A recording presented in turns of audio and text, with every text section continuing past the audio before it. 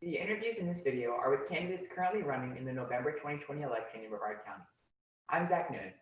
I had the opportunity to speak with local candidates about their knowledge of renewable energy and how they plan to help implement that in Brevard County's near future. As a representative of young and future voters, I was encouraged that while not everyone has the same level of knowledge on this subject, everyone I spoke with seemed to understand the importance of a transition to clean energy and a cleaner environment for Brevard County. I want to thank the Brevard chapter of ReThink Energy Florida and all the candidates that shared their time to speak with me and engage in this conversation that will definitely continue into their future terms of office. All candidates for each seat were invited, and no part of this video is an endorsement for any candidate. What are your plans, or what have you accomplished to help advance renewable energy options for Brevard County? For renewable energy, I'm a big proponent for it. I'm an electrical engineer by trade. I've personally installed over 20 megawatts of renewable solar and energy through my career, getting it installed and online. For Brevard, I'm looking, and I'm already talking to and working with someone. They have a company called that's actually carbon negative. They actually use carbon footprint. They take the carbon footprint of whatever they're using, whether it be plastics or anything like that, to turn it into more reusable sources. They can turn it back into diesel fuel, syngas, anything like this. So this is a project we're trying to work out and have it come to Brevard, because they could take all the trash offloads from the cruise ships once cruises are going again, and they'll be able to use everything in there except for glass or metal. Now, the cruise ships have to pay to get rid of their garbage. A lot of times, unfortunately, we hear them dumping it. Here, they can get rid of it at a low tipping rate, and this pure steam conversion turns it back into carbon dioxide, carbon, nitrogen, oxygen, and then reforms it in a chemical process and kilns into exactly what we want. It is a complete, true recycling, and it's one of the best environmentally sound ways I've seen for green energy to come forward. And I'm really looking forward to that coming live over the next few years once we get some more investors. But the technology's there. It's a proven technology. It just needs the investment and the push from the governments to get it going. What are your plans, or what have you accomplished to ensure the transition to renewable energy in Brevard County is available to every resident at every income level?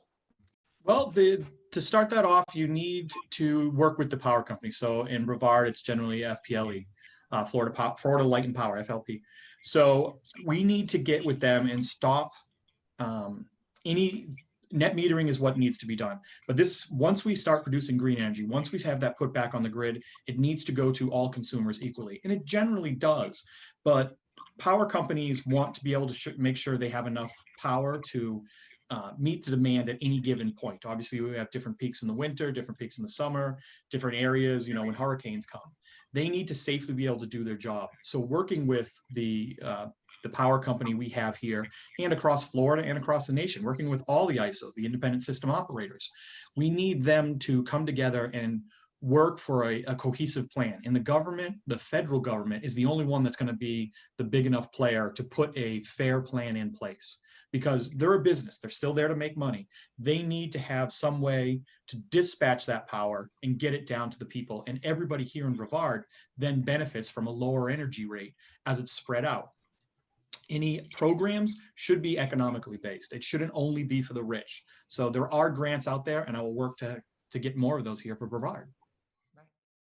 The state legislature has implemented or attempted to implement a number of preemptions on environmental issues regulating fertilizer, plastic bags, and polystyrene.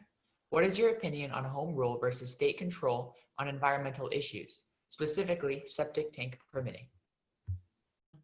It's always a tough one, because I do believe in home rule, and the people of the area, the government of the area is supposed to be representing the people, and they're most likely to have direct representatives and knowledge of it.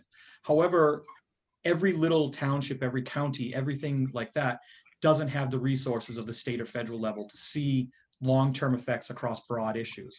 So when it comes to environmental factors, we need to have a set of standards that come down from the top and get refined and tweaked to each general municipality that we have here. When it comes to the septic tanks, yes, it is a known issue.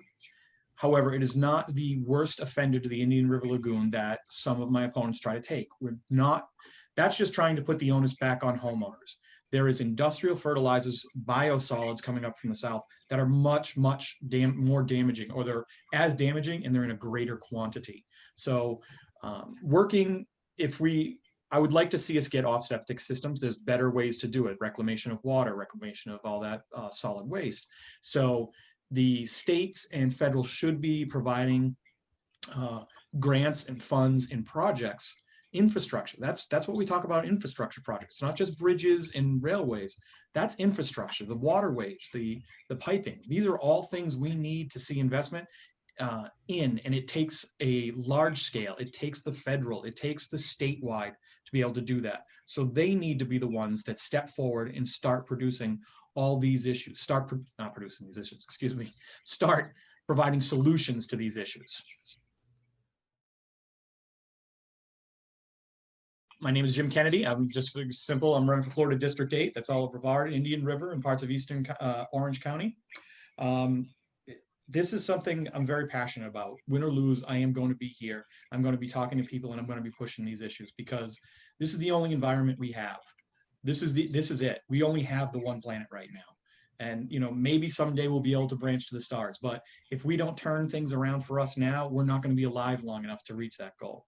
So thank you very much. I hope for your support on November 3rd or earlier if you're early voting. And let's win this green together.